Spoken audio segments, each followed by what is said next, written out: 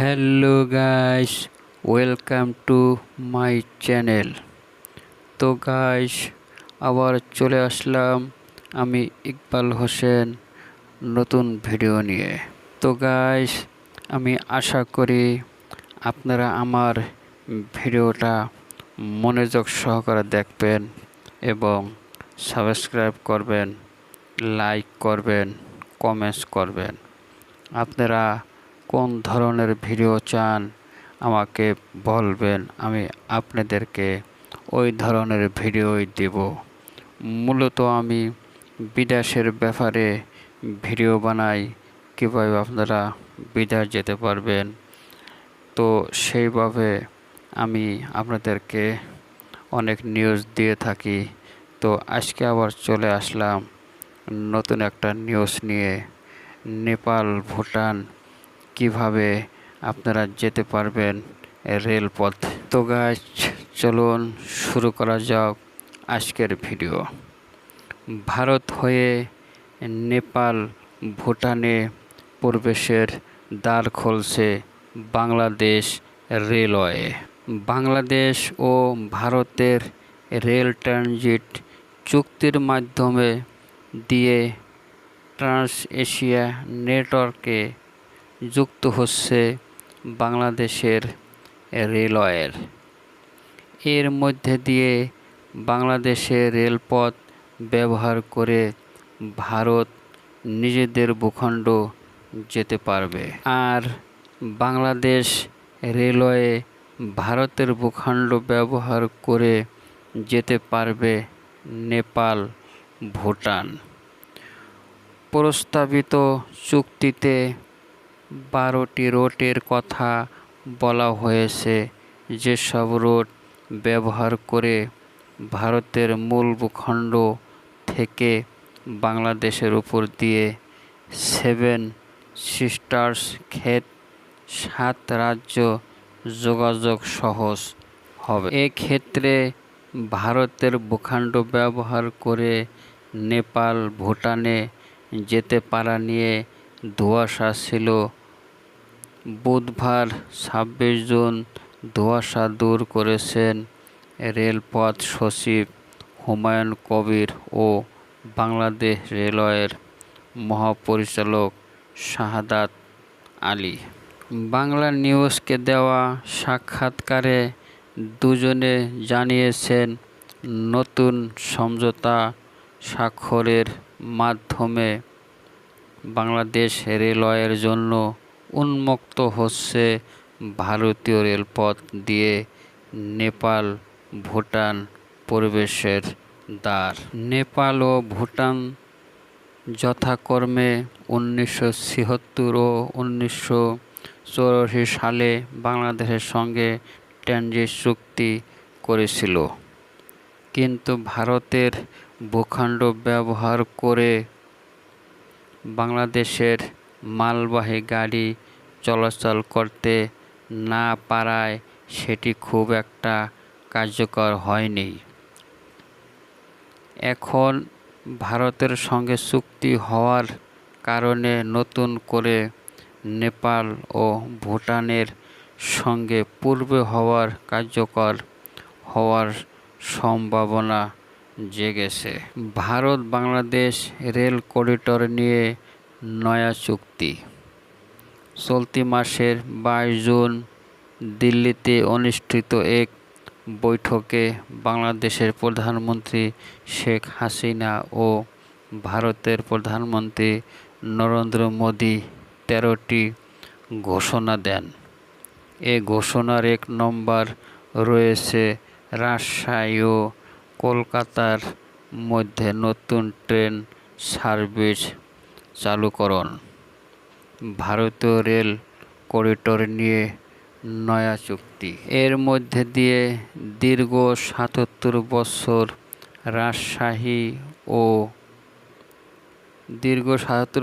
পর রাজশাহী ও কলকাতার মধ্যে পুনরায় ট্রেন সার্ভিস চালুর ঘোষণা দেওয়া হয়, যেটি হবে বাংলাদেশ ও ভারতের মধ্যে চলাচলকারী চতুর্থ আন্তঃনগর দেশীয় ট্রেন।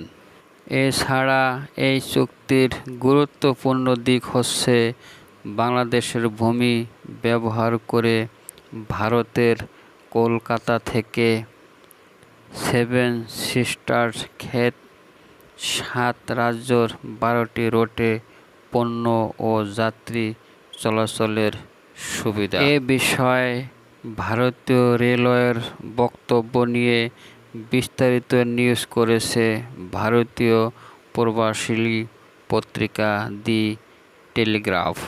তাদের প্রতিবেদনে বলা হয়েছে, নতুন পরিকল্পনার আওতায় মোট 1275 কিলোমিটার দীর্ঘ রেলপথের 14টি সেকশন থাকবে। এর মধ্যে বাংলাদেশের ভেতরে থাকবে 861 কিলোমিটার আর নেপালে 202 কিলোমিটার ও উত্তর পূর্বাঞ্চলে থাকবে 212 কিলোমিটার পথ। পত্রিকাটি বলছে, বাংলাদেশের সরকার দেশের ভেতরে ভারতকে রেলপথ স্থাপনের অনুমতি দেওয়ার সিদ্ধান্ত নেওয়ার নয়াদিল্লির পরিকল্পনা সহজ হয়েছে।